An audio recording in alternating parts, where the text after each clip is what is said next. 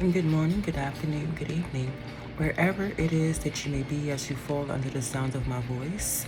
I am Lamia and I'm here to answer another exciting question of the month. This month's question is as followed.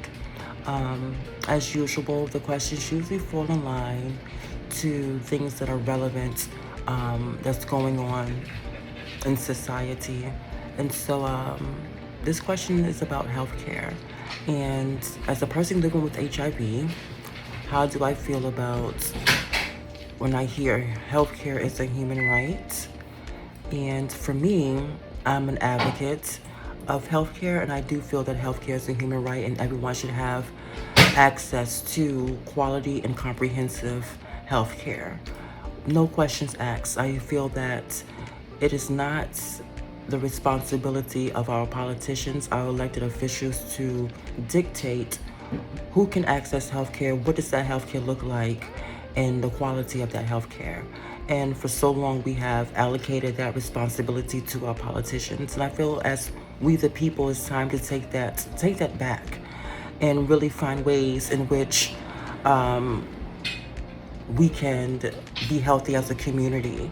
And ways that we can do that is by educating our community about healthier lifestyle choices that we can make to start with. And then coming together as a community for those of us that are in healthcare. And coming back to our communities and setting up practices within our communities so that we can administer healthcare the way that we know that it needs to be administered at a low cost and yet it still be effective. Um, I have experience, you know, going through treatment for cancer about 12 years ago. To God be the glory.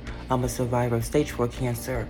And I recall at one point needing to have a CAT scan done. And because I was at that point a Medicare recipient, I was told that I was limited to the amounts of scans that can be done and that I had already maxed out the scan.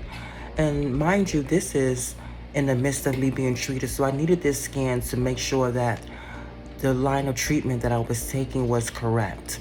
And I had to get a special write-up from my doctor to allow the insurance Medicaid to pay for this scan that I needed just to find out, that I still needed to continue my chemotherapy. But in that instance, I was like, what do you mean, is a limitation on preventative services or a limitation on getting testing that's needed that was vital to my survival? And so from that point in 2010 onward until today, I made it my purpose to be an advocate, one for myself and also an advocate for others. And really, every opportunity that I get to champion for healthcare is a human right. Healthcare should be given to everyone with no questions asked.